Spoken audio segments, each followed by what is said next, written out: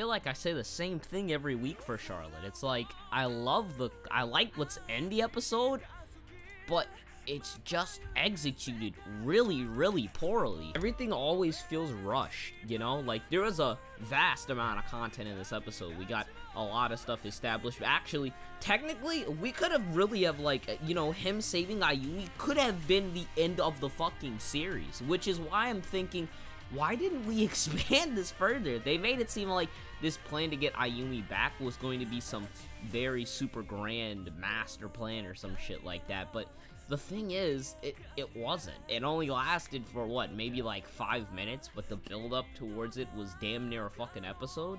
It was like half of this episode, and then it was the end of the other episode, which was the other half of that episode, so about an episode. So, I mean, like, we have all of this time spent on building up to saving her, but then the thing only takes, like, 5 minutes. I like the plan that they came up with. That was pretty nice. You know, not the part where fucking Takajo and Yusa get caught. Like, I don't understand how we didn't think those parts through. Come on now. But the other parts, yeah, I like. Like I said earlier, it's not a matter of what the content is, because I think what's being put in the episodes are great. I don't have a problem with them. I just think the issue here is that we have a ton of stuff being put into one episode when this entire thing could have possibly have spanned, like, maybe at least another episode, because then we would have had Ayumi saved in the 11th, and then God knows what they would have done with the 12th or 13th, whatever. But now we have, like, what, 2-3 episodes left, and what the fuck are we gonna do with them? I like how everything was connected, although we had all predicted, like,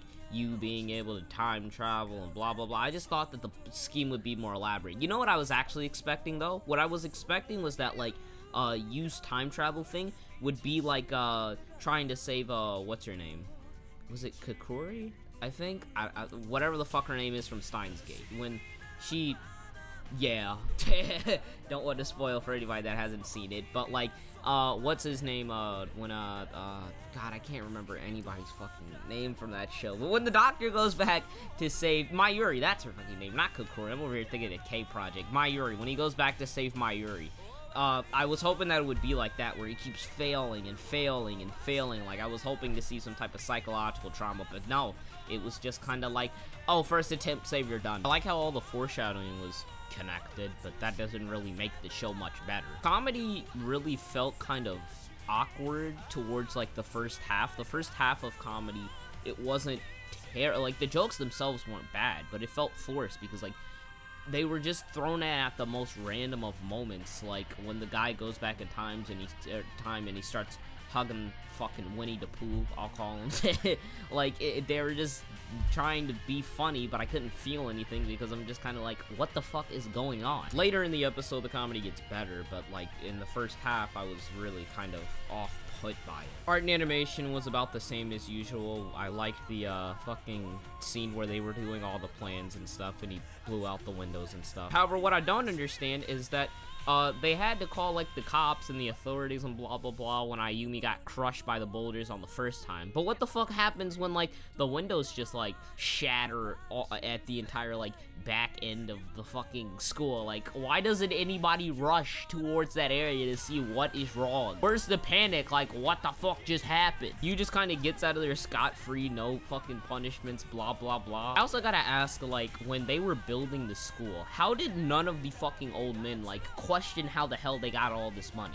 Like, did anybody try to question this? I don't know, man. It just feels as if, like, stuff like this, like, could have been explained if the episode wasn't so rushed. The content itself is not bad, and I feel as if, like, they might have cut out some stuff from the visual novel, but it just feels like they could have done so much more with all of these concepts if they just weren't rushing it. What I gotta ask, though, is because usability is not just taking over somebody's body for just, like, 5 seconds, it's also stripping them of whatever ability they have. Does that also mean he takes the consequences of the ability? Because what I realized was that when he went back in time, his vision didn't seem any, you know, less clear than it was before, which is making me think that, like, it doesn't matter. But I'm hoping that there's possibly a consequence, but even then, what is a consequence going to do to you now that he's got his sister back? Like, he has developed, but I wouldn't I don't think he'd go back in time just to try to be a savior or anything of that sort. Good art and animation this episode, had a nice OST, but overall I just felt like the content is good, it's just too rushed. It's just executed poorly, and I feel as if like if we just had more time to expand on every idea,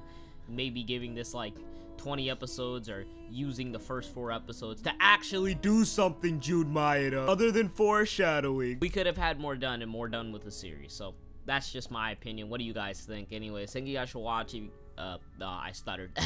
If you guys did enjoy, please leave a like, comment, and as always, I will see you guys in the next video. I'm going to go back to sleep. I'm sick, in case you didn't know, but I wanted to push these videos out, so I'll see you guys later. Deuces.